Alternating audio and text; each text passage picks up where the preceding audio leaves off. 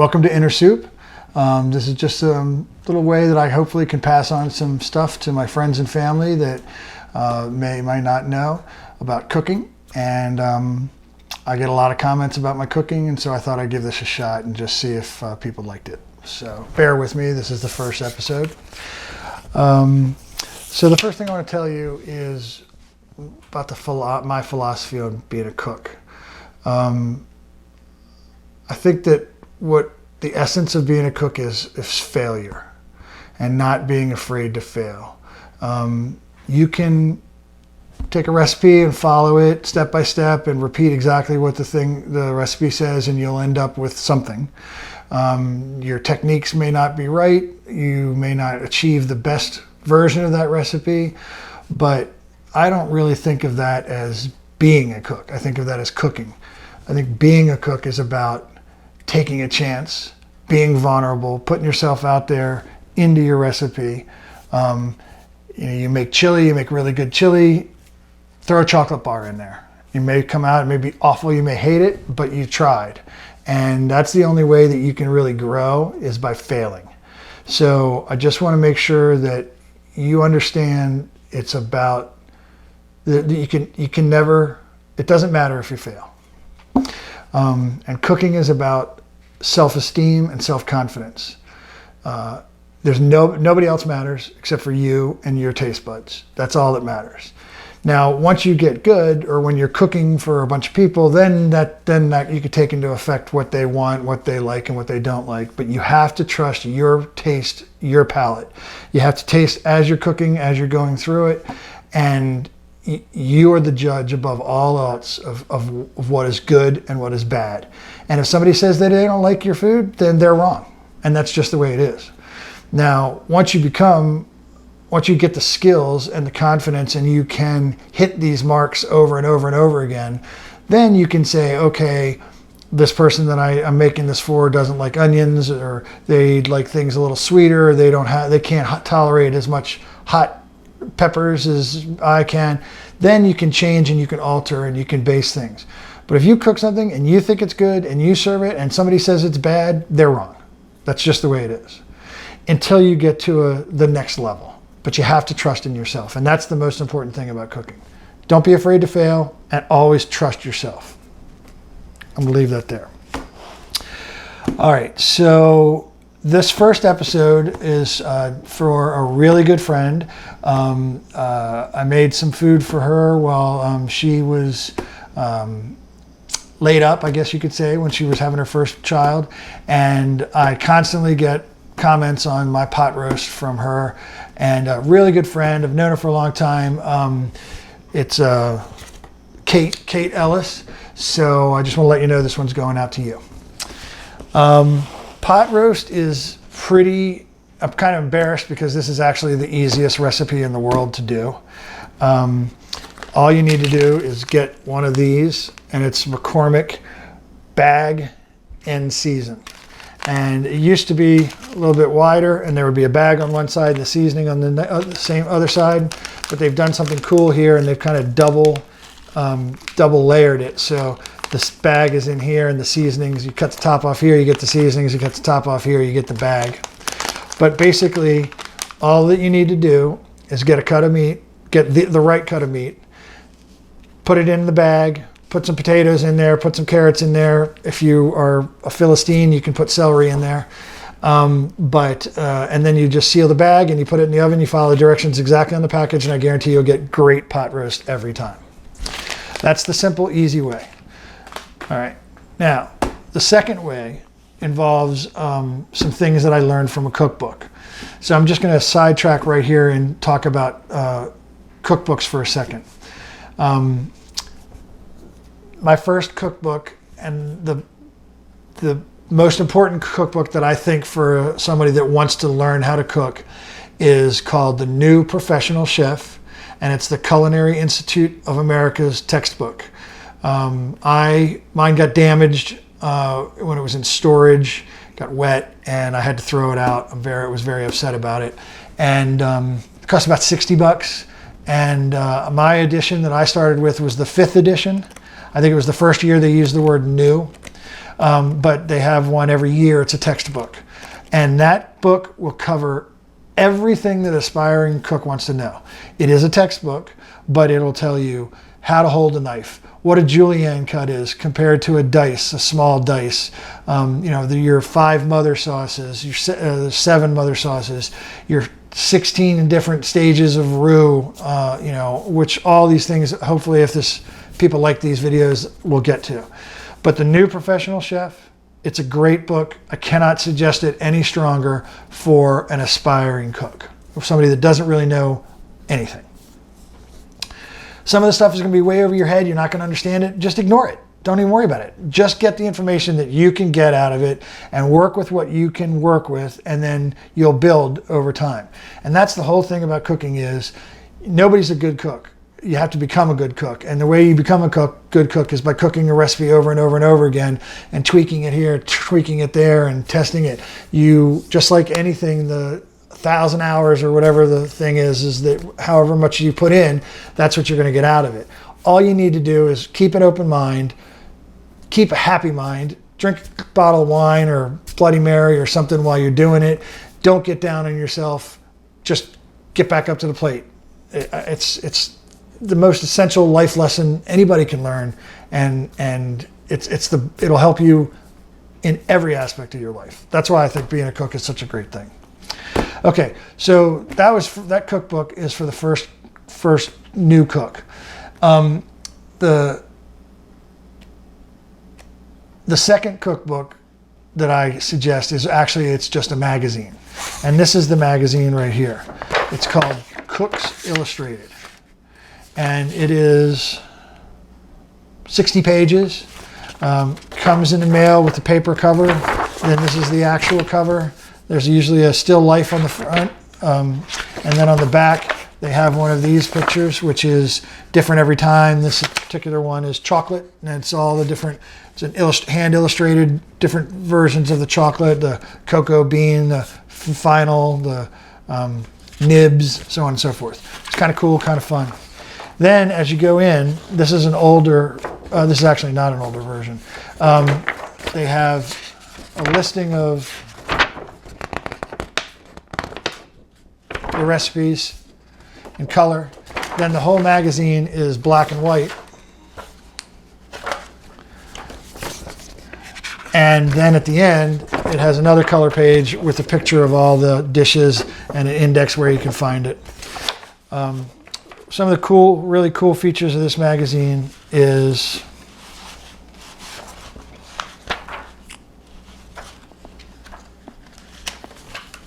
this section right here, quick tips, and it's where readers send in tips, and they have, like this person says, if you don't have a cookbook stand, take 2 rubber bands and put it around each section of the pages, like here and here, and stick a slotted spoon through the back, through the rubber bands, and it'll keep the book open and keep it from folding. Pretty good idea. It's a great magazine. The thing about Cooks Illustrated is this is the magazine that was created by the people that created America's Test Kitchen, the TV show on PBS. America's Test Kitchen, they will cook they're like, for this pot roast, they made 100 pot roasts. And one used chicken stock, one used beef broth, one used water. Then they did half chicken, half water. Then they did half beef, half water. Then they did half chicken, half beef. And they do little things like that every step of the way. And then that's how they come out with the best recipe. This recipe that I have is the best recipe for pot roast, hands down. Put it up against anybody's. And that's the reason why.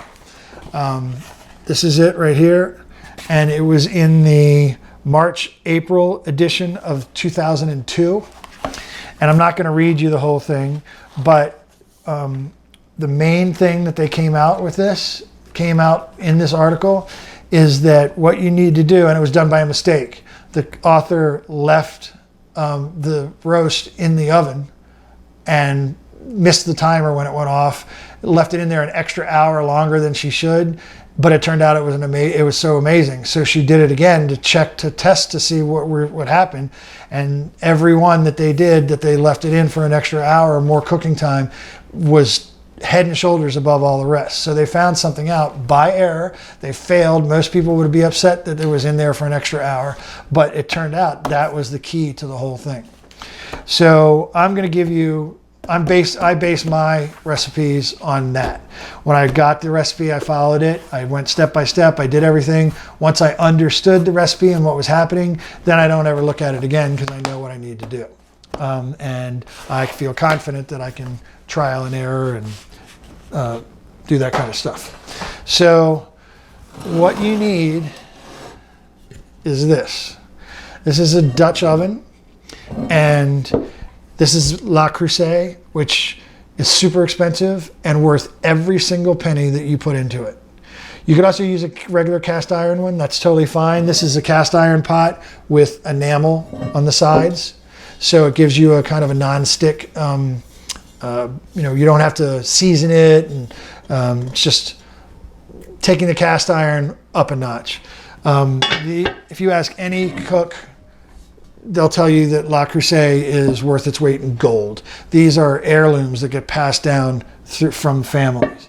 I have my mother-in-law's Le Creuset, some of her old pans. They will last a lifetime. All you got to do is just make sure they're dry. That's it. But this is the key. And the key here is when you put your roast in the oven, you want to cover it in tin foil, double fold it over, just like you would a crock pot, and then put the lid on, and that puts a tight seal, making it absolutely airtight, because you're going to braise this pot roast, which means you're going to be cooking it in water, or cooking it in liquid rather. And it's going to make steam, and the steam would escape and the water would boil away, and then it would be braising, it would just be roasting. And for pot roast, what you want to do is you want to braise it, wet, moist cooking. So let's talk about the actual pot roast.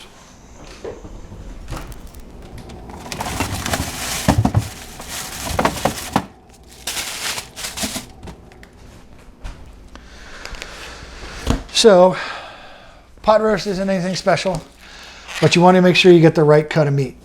And what you want to use is you want to use a chuck roast. That's really important.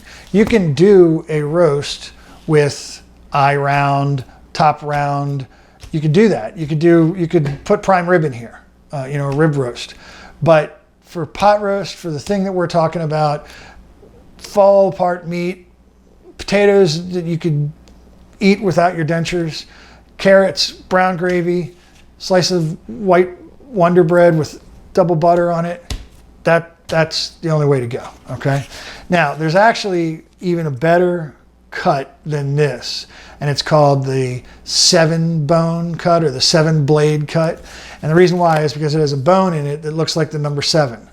And if you really, really, really want to try to create the best possible thing that you can get one of those.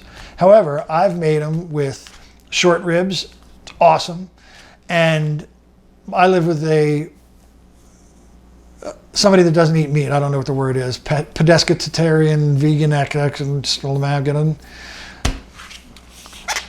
I live with somebody that doesn't eat meat. And so cooking a whole pot roast, it's great the first day, pretty good the second day. By the third day and fourth day, you're struggling to finish it. By the third, it's pretty good. I live with somebody that doesn't eat meat, and so cooking a whole pot roast, that's fantastic the night that you cook it. It's amazing. And the second night that you have it, it's pretty good too. It's really good second night, And then the third night, you're like, pot roast again. And the fourth one, forget it. Now, having a food saver, seal a meal, vacuum sealer will take care of that. You can just you eat tonight's meal, save one meal in a Tupperware, and put the other 2 portions in a seal a meal, vacuum it, freeze it. Awesome. It's great. I literally made pot roast, sealed it, put it in my freezer downstairs. Later on, I went down there and I was looking for something to eat and I found it, pulled it out. I said, what's this all about? I opened it up, poured it in the pot, let it get hot, started eating it. It was one of the best stews I'd ever made, one of the best roasts I ever made. And so I looked at the bag and it was dated 10 years prior. So in a ceiling meal in my freezer downstairs, 10 years, and it was one of the best meals I've ever had. So anyway, what do you want to do? You want to look for, this is fat, which is super important, especially for these meals, but you don't want tendons, okay? And you want to look at it and you want to try and get it like a good marbled piece of meat, but chuck is not going to be marbled like prime rib is or Kobe beef, but you just want to make sure that it's doesn't have a lot of connective tissue. You want to try and get as little connective tissue as you can. It's an important part of pot roast, but just if you know how to pick out a steak, you use the same principles. All right. So the key here is this stuff, these white lines, is fat. It's connective tissue, and it has to be heated to a certain temperature for the collagen to break down. And all through the way that the fibers of the meat, the muscles, are connected is with collagen. If you put a steak in a pan on high, you minute on each side, you get a nice crisp crust on it, it's medium rare on the inside, you haven't touched any of the heat and cooking process that you need to break down the collagen, which makes this fall apart meat that you don't need a knife for. And the thing that the Cooks Illustrated people figured out was that you need to cook it well done and then cook it for a whole nother hour in order for this to actually break down the way that you want it to. And that's really the key. But other than that, it's super basic, okay? So let's talk about these potatoes. These potatoes are white potatoes. I think this is a Yukon Gold. And I think this is a white. All right, so hopefully you can see the difference in these. But there's a whole episode that we could do on the different potatoes and what you want to do with a potato. Basically, you can look this up on internet, just Google it, and there's a gamut of potatoes. So let's say this is a Yukon Gold, this is a white, and then this would be a russet, and then going the other way, you would have a yellow potato, and then you would have a red potato, and this is waxy, and this is starchy. And depending on what dish you're making, you would choose the correct potato based on its amount of starch. Waxy potatoes are good for soups. Red potatoes, that's why you always see red potatoes in soups, because they'll stand up to the soup and they'll retain their shape, while a starchy one will more likely break apart. Just as a side note, if you guys are boiling potatoes, like to make mashed potatoes, you want to put them in the cold water and then turn it on. Don't wait till the water's boiling, because then the outside of the potato will be cooked really a lot before the inside gets done. If you put it in cold and let the potato's temperature rise as the water temperature rise, you'll get a much evener cook on it, and you won't have those potatoes that fall apart on the outside but are still kind of giving you chunks on the inside when you go to mash it. But anyway, I like Yukon Gold. Yukon Gold's a good potato. Abigail needed some white potatoes for a vichyssoise, so I got a couple white potatoes here. Now, for pot roast, I leave the skin on because I think it helps keep the potato, the shape of it. Because, yeah, you want to be able to just put your fork through it, but you want to be able to put your fork through it. You don't want to have it dissolve and crumble as you're trying to serve it, and so on and so forth. So I leave the skins on, more nutrients in there as well, but you can do whatever you want. I don't like carrots, but they definitely, absolutely add flavor. the distinct pot roast flavor. So I usually put them in, and I usually put them in whole. I'll skin them, but I usually put them in whole. That way I can take them out easier. And like I said, we're not going to discuss the C word because shouldn't be a food product. But okay, so now let's talk about braising. If you put your meat in and you cover it in water, you're boiling it. Braising has liquid, but it comes up about halfway up the meat. Ideally,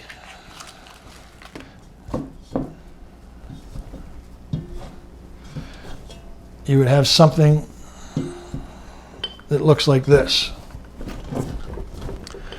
where everything is on the same layer.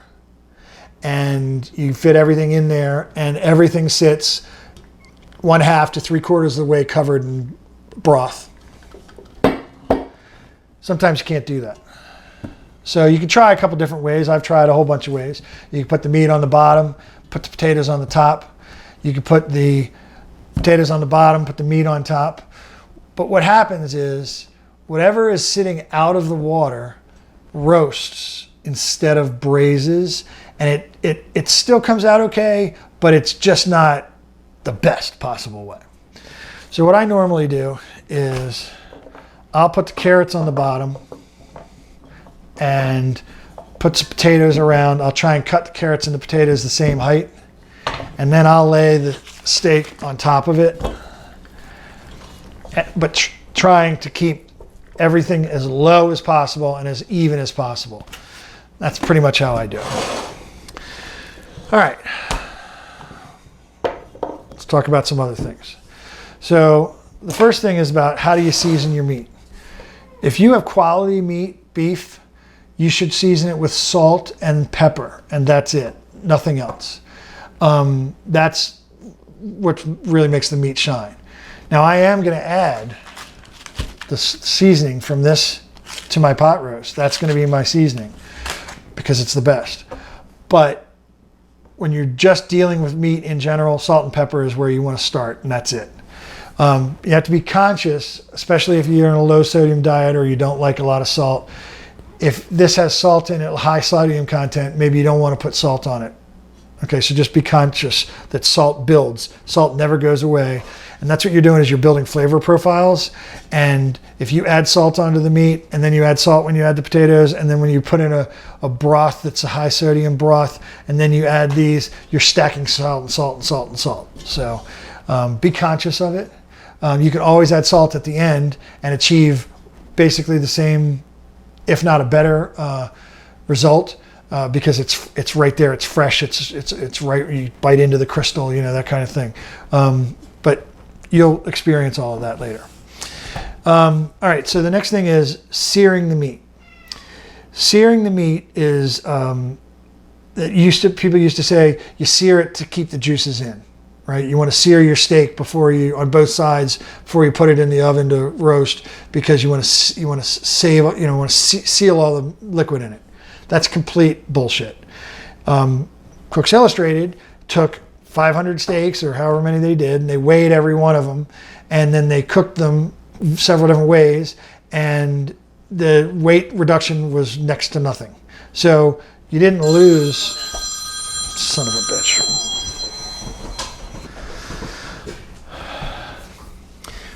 So let's talk about beef for a second. The old standby is to sear your meat to seal in the juices. You take a steak, you sear it, then you put it on a trivet. One of these things, a pan, and put it in the oven and let it roast, and that you get a better steak because you sealed in the juices. Well, that's just not true. Cooks Illustrated did a test. They took 100 steaks, they weighed them all. Half of them they seared first, half of them they just put in the oven and then seared it at the end. And it's called the reverse sear. And there's no weight loss between the two different ways on how to sear meat. On whether to sear the meat first or not. So the idea of searing it just to keep in the juices is a falsehood. And the commonly accepted way now, or the new way to do things, the trendy way to do it now, is called a reverse sear. You take your steak, you put it in a cold oven, you let the oven come to temperature, your steak gently rises in temperature. When you get it to where you want it to be, then you take it out, you throw it on a blazing hot pan, you sear one side, you sear the second side, 50 seconds, you're done, and you've got a perfectly cooked steak. So that's the way. Now, the problem with that's great, but that's not what we're trying to achieve here. What we're trying to achieve here is a flavor profile that we can build on, a foundation. And the way we do that is by browning this in the pan and getting all the little bits and chunks stuck to the bottom of the pan. It's called a fond, F-O-N-D, and that is what makes your flavor. If you cook hamburgers and then you take the pan and you stick it under the faucet, and a couple splashes of water goes in, and it all turns golden brown and looks like gravy, well, it is gravy. And that's the flavor, all the flavor that you're missing from your burger. When you cook something like veal scallopini or anything like that, and you chicken, steak, you take the protein out of the pan, throw in a little white wine, throw in a little sherry, throw in a little bourbon, whatever you want to do. That's called deglazing the pan. And it takes all that fond and all that baked on flavor and puts it into your food. If you're cooking something like chili or soup or something like that, or you'll see this when we get to the pot roast, from here up on the side of the pan, you'll get this big brown. It kind of looks the opposite of it looks like now. Now it looks like it's white at the top and with the brown gradually getting darker in color to the bottom. Well, it goes the other way. It comes from that level and works its way up. What you need to do is you need to go in there with the water and you need to spray it up on the side till that dried flavor molecules moisten again. You're rehydrating them, and you push them back down into the stew. What's happening is as the steam comes up, the flavor and protein molecules and whatever else they are, they get right up on the steam, or they splash up on the side, and then the heat dries the moisture away and leaves all that food, that flavor up on the top. Super, super, super, super important. I can't tell you how important that is. But anyway, what we're going to do is we're going to put this on the stove. We're going to heat it up. We're going to sear this on all the sides as best as we can, and then we're going to take it out. We're going to put in our vegetables. We're going to put that back on. We're going to cover it in tin foil. We're going to add water, broth. Then we're going to add the seasoning, and then cover it in tin foil, put it in the oven, and don't touch it. You just don't touch it until about the third hour. And then you start scraping down the sides, make sure that there's still good enough liquid in there, and then you pull it out an hour later, do the same thing, scrape down the sides, and you serve it. It's super easy.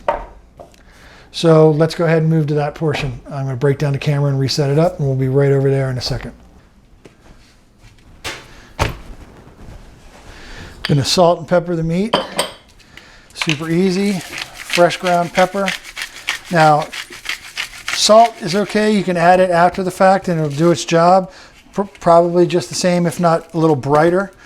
However, pepper, you always want to add pepper to the heat, because the flavor of pepper is in an oil that's in the seeds, and you want the heat to pull it out. And also, any oil in the dish will it'll act like a solvent. The oil in the pepper will come out easier if you have oil in your dish. So we've got that all ready to go. We're just waiting for the pan to get smoking hot. It's starting to smoke just a little bit. Just drop it in. You want to push down on it so that it makes contact. And basically you don't want to do this too high, but it has to be high enough for the Maillard reaction, which is what that's the fancy word for when something's browned. All right, I'm not exactly sure what happened, but apparently my battery kicked out since I didn't have it plugged into the outlet anymore. So I'm going to just try and figure it out later. What we've done is we've just dropped this into a smoking hot pan with a little bacon grease in the bottom. The key here is you want to have the meat pressed to the bottom, and then you don't want to touch it again. You want to leave it there for a couple of minutes. You want to let it get nice and brown, but you don't want to burn it. If you keep moving it around, you'll never get that really good sear, that really good brown. While this is cooking, since we're waiting, there's a way to cook. There's little tips, little things that you figure out as you become a cook. And one is, meat tells you when it's ready to be flipped. If you put a piece of steak on a hot grill and then you try and flip it, the steak sticks to the grill and it tears, and it's horrible. Everybody who's grilled outside knows this, has gone through this. So you lift up the steak just a little bit, and you would take this, if this is your steak, you would just lift it up. It's still sticking to the pan, so it's not ready to get flipped. Once it browns, when you pick it up, it'll just come right up. So it's pretty cool. It's an easy way to know whether your food is done or not, or ready to flip. Obviously, you know, it doesn't work in all situations, but it's something just to look for as you're a cook. You'll learn it. It's a little feel, a little touch. Same thing with this if you don't know this. So if you are cooking burgers or steaks in the grill, if you relax your hand and touch this, this is rare. If you close your thumb, this is medium. If you clench it, this is well. And so you can just feel this on your hand, and then you just touch the meat, and you can say, okay, that's rare because it's bouncy. The tighter it gets, the firmer the meat is, the more done it is. It's a real easy check, test. Just takes experience. You learn it over time.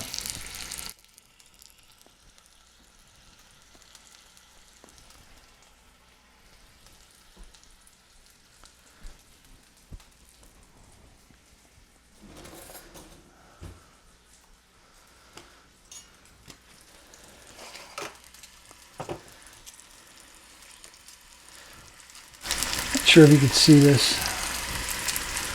One way to cook, what I like to do since I don't like carrots, is I just peel the whole carrot. And I just keep doing that. And then I have these little wispy, barely nothing at alls. And a lot of times they'll just dissolve completely if you're doing a long, slow cook like this. But for this, I just peel them.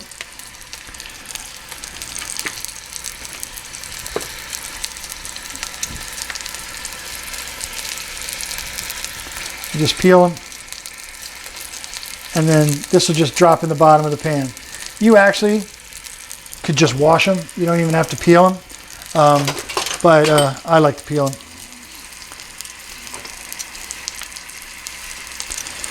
That is, if you were going to pull them out like I am, you could just wash them.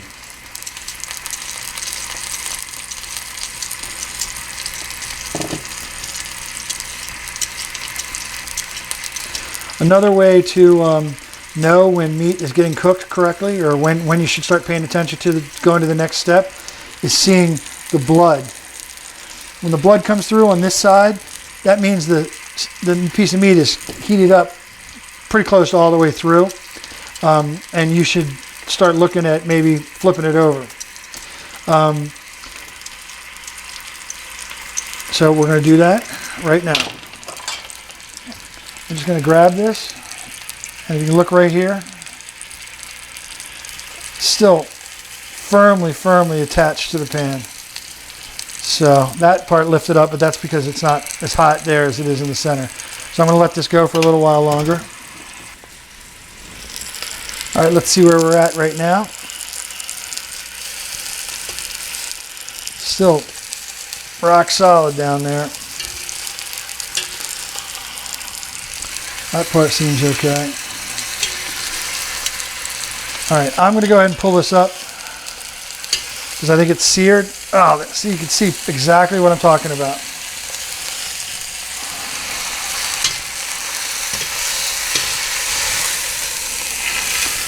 Now see, that's pretty good sear on it, but that one part right there is just will not let go of the pan. But that's okay for this instance. So now I'm just going to flip it. And that's why I had to do it, because I thought that it was going to be a little overdone, risking burning it.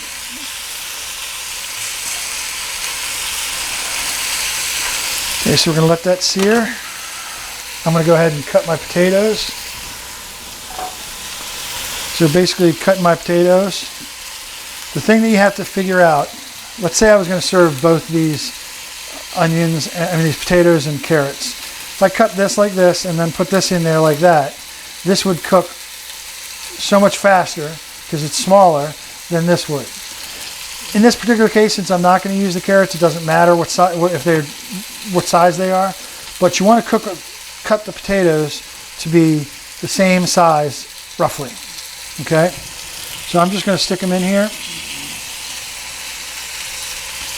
Cut that out. And you want to kind of just keep them all the same size.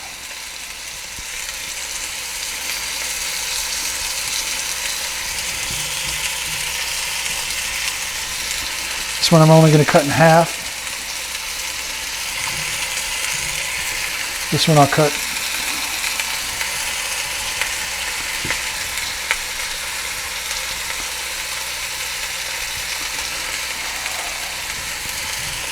I don't suggest cutting these the way that I'm cutting them, but I don't have multiple cameras set up yet, so I'm just doing everything in front of this camera.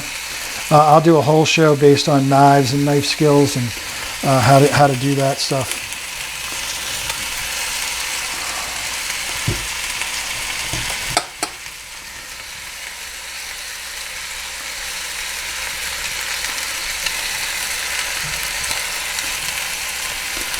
As you can see, I'm kind of putting these around the edges like we talked about.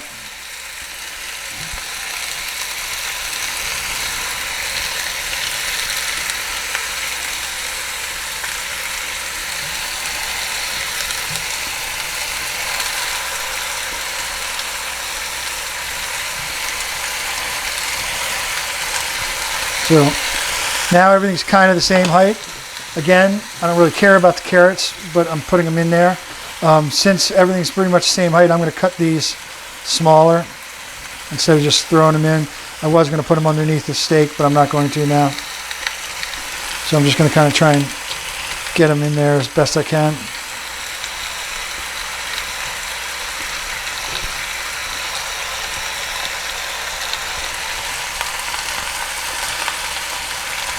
Okay. The next step here is we're going to add the seasoning packet and we're going to add the liquid. Now, you can use beef broth, you can use chicken broth, you can use water. I think 50% chicken, 50% water and chicken is good. You can do 50% beef and chicken, that's good too, either way. Now, let's talk about product. So you can get fancy. And you can get this super deluxe bone broth at, $8 a bottle. I personally prefer Rachel Ray the best. That's the ones that I love. Swanson's a good standard, reliable one that you can get anywhere in the country. This is the roasted chicken broth. They also have bone broth. They also have regular broth. They also have low sodium broth. So they have all of those things. I prefer Rachel Ray if I can get it, but I also like these step up from the regular Swanson. This is artisan beef broth. But basically what we're going to do is we're going to open up the seasoning packet. And just so I can show you this, if you cut here,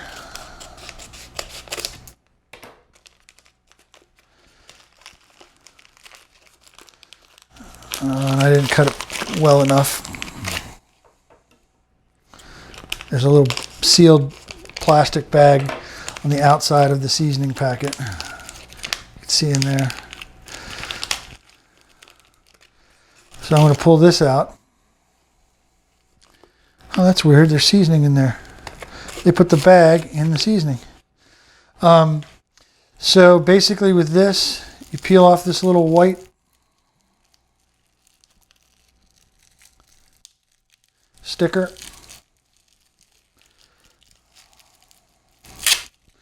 And here's your bag, and they come with it comes with a little oven safe twisty tie. You just push this through the hole and you pull it tight.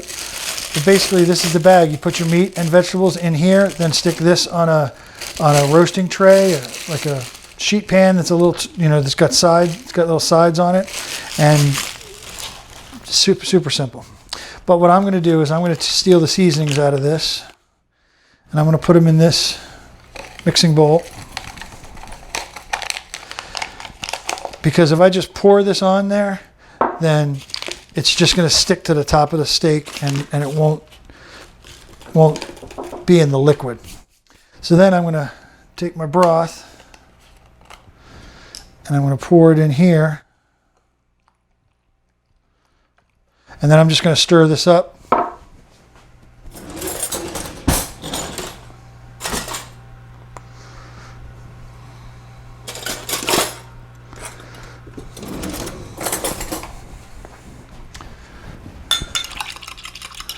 And I'm just going to stir it up just enough to incorporate all the dry seasonings. And then I'm going to pour it around the edges so that hopefully it goes down to the bottom. Still going to be a little left in here.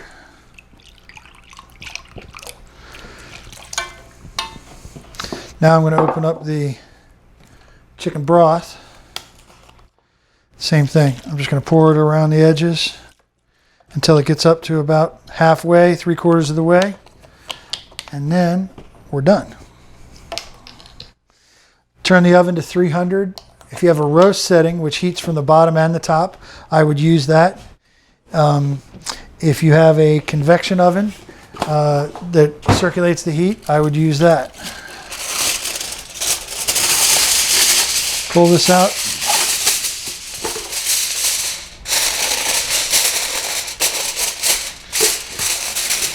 Fold it over double.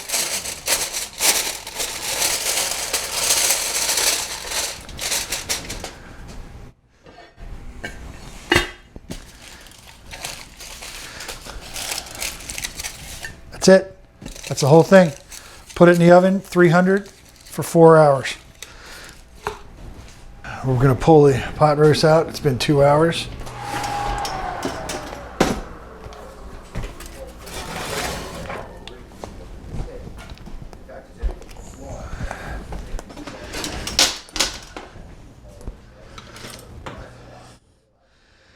And away we go.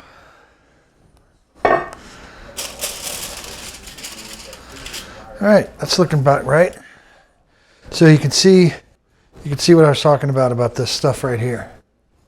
So what you want to do is you want to just dip this in here and just keep rubbing it off.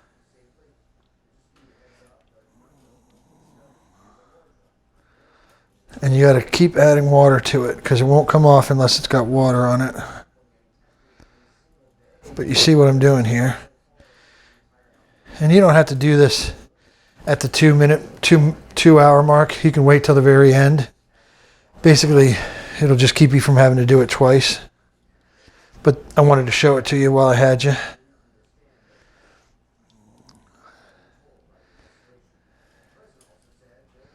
Meat looks good.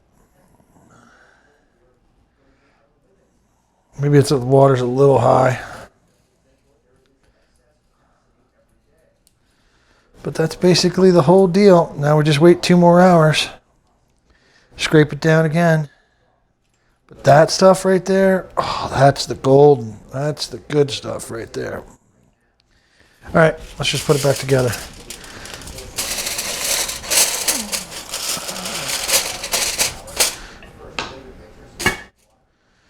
And that's pretty much it. See you in 2 hours. Okay, so there's 20 minutes left, and I decided to come down and check it. I had fallen asleep, And uh-oh. So, what do you do in this situation? This is what has happened when the water has boiled away. Let's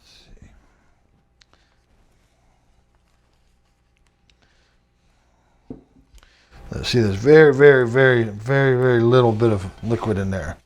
I don't know if you can see it. But the answer is easy. All you do,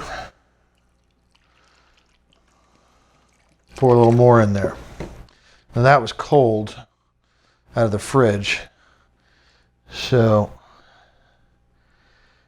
that's why it looks that way. But basically you just add some more liquid to it, and then you push the liquid up on the side like that, and then you just rub that. Oh my God, that's so good. Whoops. And that's basically it. I'm not gonna make you watch me do the whole side of the pot, but basically this is how you do it. And another way to do it is you can do this.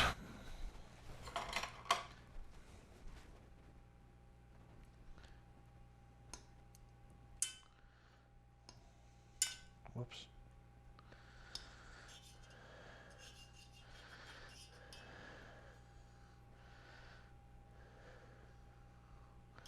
And this will also do it this way. I'm using a carrot or using a chunk of meat even. If it helps to do it with that, you can do it that way. But basically this is it. This is the final thing. If you want to look at this, I mean, look at that. Holy schmoly. That is unbelievably just, oh, look at that. So basically that's all I'm going to do is I'm going to scrape down the pot, and then I'm going to eat this because, oh my God, there's nothing better than right out of the oven with some fresh gravy. You know what I will do is I will show you how to make gravy. So let me set everything up for you. So to take this, I'm going to just pull the meat out, put it right into a Tupperware like this, pull the veg out, same situation. Oh, I can't wait to eat this. If you stick your nose up against that and smell that, can you smell how good that is? I smell it, really smell it. Stick your nose against the screen. Oh, it smells so good.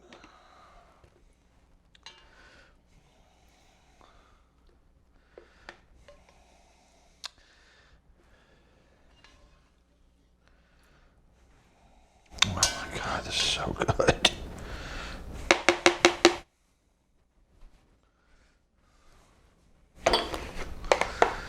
Okay, so now that this is done, it's much easier to scrape this down. Let's see, how can I best do this? I can't really see the monitor, but you can just pour this liquid on here.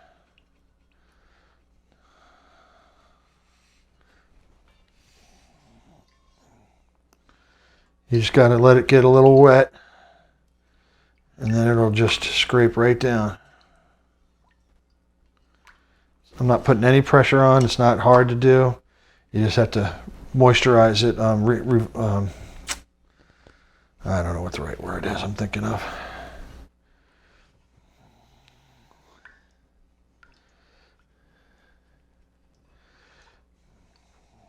Okay, so now some people like to put red wine in their gravy, you know, in the like more like a French beef stew. But I like to just keep it straight up. So I'm just gonna add this beef broth. Then what we're going to do is we're going to put it on the oven and reduce it. Oh, look at that.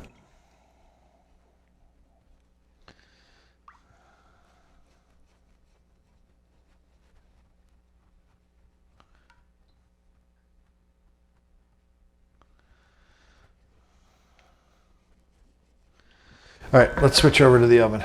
Be right back. Okay, so now I'm going to show you a really old trick. It's simple. Lumpy gravy. Why does it happen?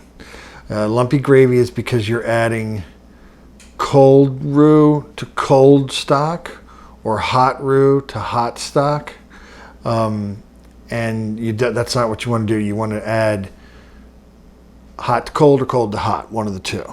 Now, a very simple, easy way to thicken something is to just take a little bit of flour and put it in your Tupperware container. And this is dependent on how much liquid you have. And then what you want to do is you want to take your water. This is chicken broth. Pour a little chicken broth in with the flour. Seal it back up.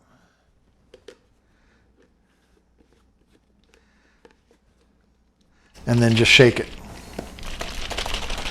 And you keep shaking it until it get this is called a slurry.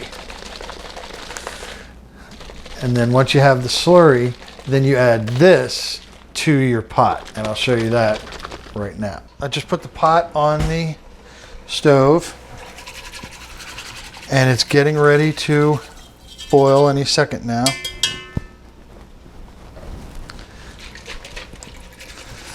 So I'm just going to wait. Now I will say this. I know that it's the 2000s and the 2020s and everybody's worried about their health. But you know what? You can't worry about it, okay? You got to have fat. You have to have flavor in your cooking. If you want to be on a diet, then just eat less. Don't change the recipe. Just eat less portions. And I know that it's hard to say that, but you know, you can use substitutes to cut out some calories in your diet, but you can't substitute when you're cooking good food like this. So here's the slurry. I'm just going to pour it in.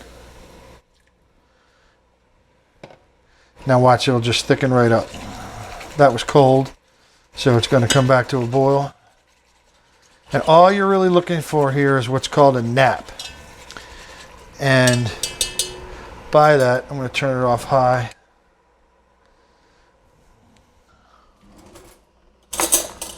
You know what, I'm going to use this. Normally I use the back of a spoon, but all you want it to do is coat the back of a spoon. So you let it get thick enough until it coats the back of a spoon.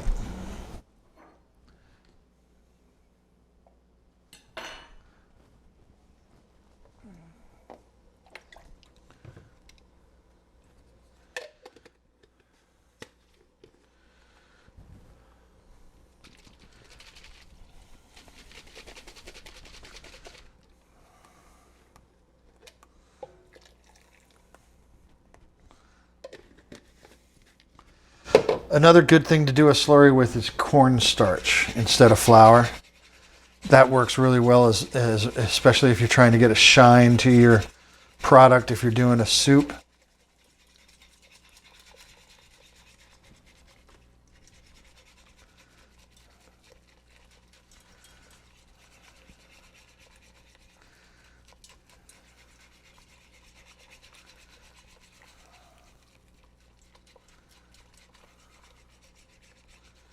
And I think we're there. Still a little thin.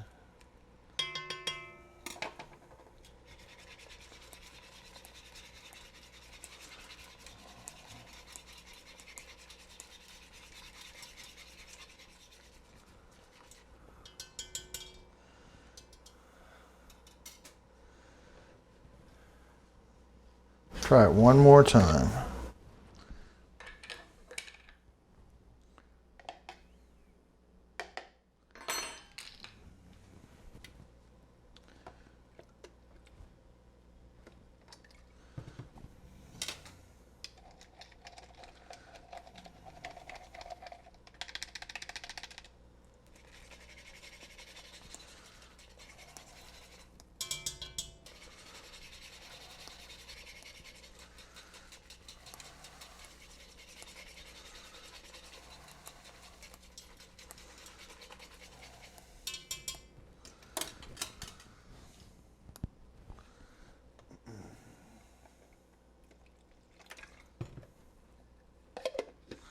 I messed it up by putting that. I messed the whole thing up by putting the mixer in the bowl and then into there. Now I've got chunks. It's stupid. But I will tell you what, that's what this thing is for.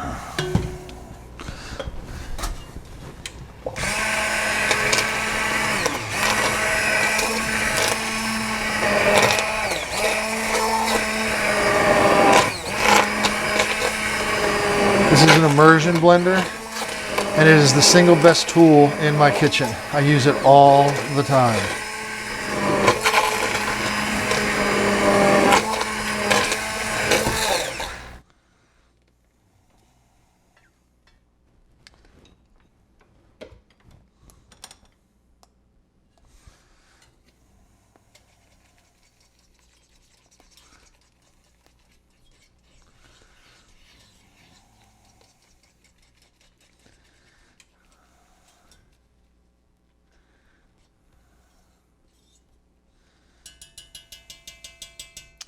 And that is it.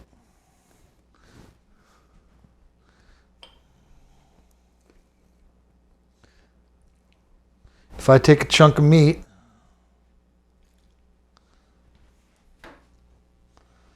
see, that's perfect. See that? See that?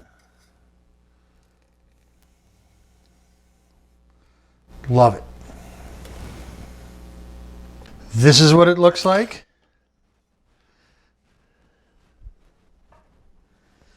And you can see how easy this just comes apart with the fork. I mean, how good does that look, right? Get yourself a little of the gravy. I'm gonna tell you what, this looks so good I might even actually eat those carrots. I hope you enjoy it. Pot roast, Kate, this is for you. Matt, I hope you enjoy it.